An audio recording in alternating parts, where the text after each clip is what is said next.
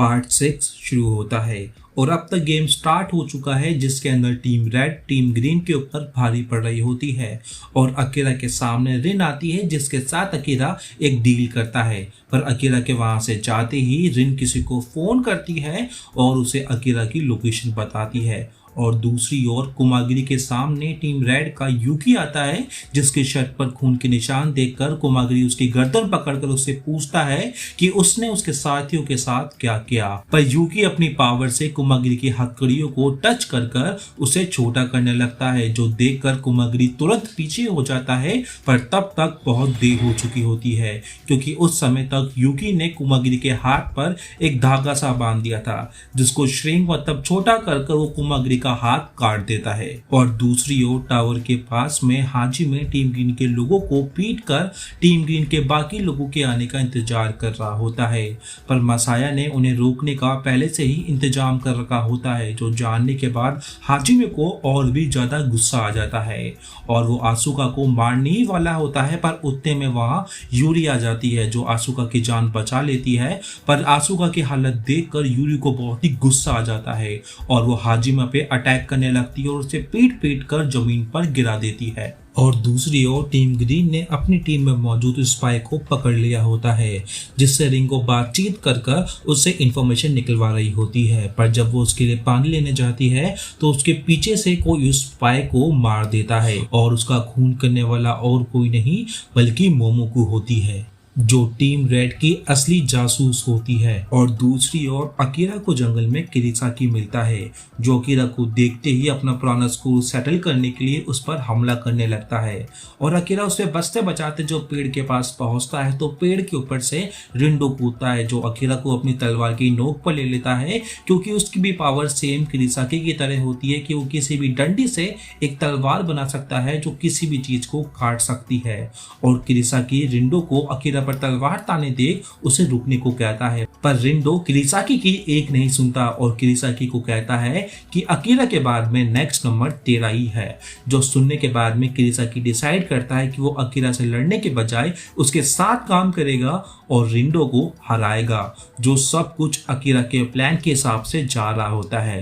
क्योंकि जब वो जंगल में रिन से मिला था तो उसने उसके साथ डील की थी और उसे बोला था कि फोन कर वो रिंडो को उसकी लोकेशन बताए।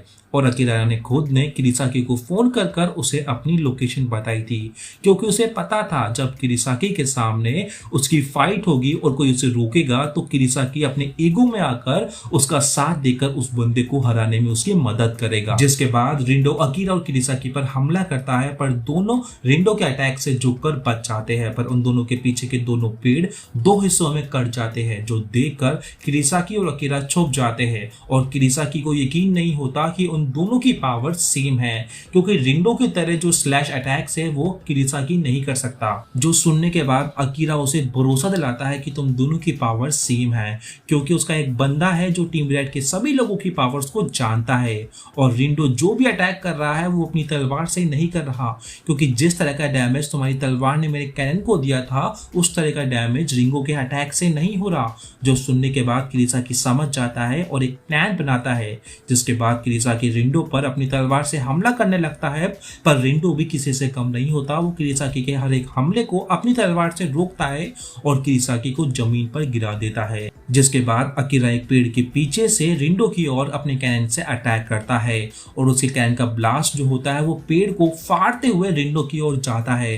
पर रिंडो उस ब्लास्ट को इजीली रोक लेता है अपनी तलवार से। पर तभी किरिसाकी ब्लास्ट के कारण हवा में मौजूद पेड़ के तनों को खंजरों में बदलकर रिंडो की ओर फेंकता है अपने पैर से, और वो खंजर रिंडो की बॉडी में जाकर धंस जाते हैं और फाइनली रिंडो की मौत हो जाती है। और दूसरी ओर रैंका अपनी पावर्स को यूज कर टीम ग्रीन के बहुत से लोगों को मार चुकी होती है और बहुत से लोगों को घायल कर देती है। और उन्हीं घायल लोगों में से एक मैरी होती है, जो अपने पपेट से किसी की बॉडी को कंट्रोल करने की पावर से रिंका की मुंडी मोड़ देती है और रिंका जमीन पर गिर जाती है, जो देखकर मैरी फाइनली अपनी आंखें बंद कर लेती है। पर थोड़ी ही देर बाद रेंका वापस से खड़ी होती है और अपनी मुंडी को सीधी करने के बाद एक खंजर लेकर मैरी को मारने जाती है, पर उतने में वहां रिन आ जाती है जिसने रेंका को अपनी मुंडी सीधी करते हुए देख लिया था। तो रेंका अपने पावर्स को सीक्रेट रखने के लिए रिन का मुंह बंद कराने के लिए उस पर हमला करने लगती है, जिसके कारण रिन के हाथों से खून भी निकलता है। पर रिन भी किसी से कम नहीं होती, वो उस खून को रेंका पर पटकती है जो अचानक से खंजर में बदल जाते हैं, क्योंकि रिन की पावर थी अपने बॉडी के किसी भी लिक्विड से टॉर्चर डिवाइस बनाने की। पर रेंका की बॉडी में इतने सारे चाकू घुसने के बावजूद भी उसे कुछ नहीं होता।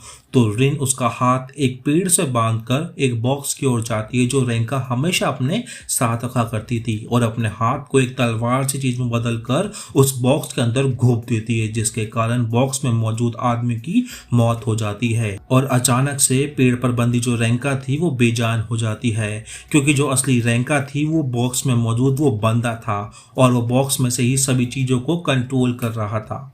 और रिन को इस चीज का शक तब हुआ था जब रेंका की मुंडी मुड़ने के बावजूद भी उसकी मौत नहीं हुई थी।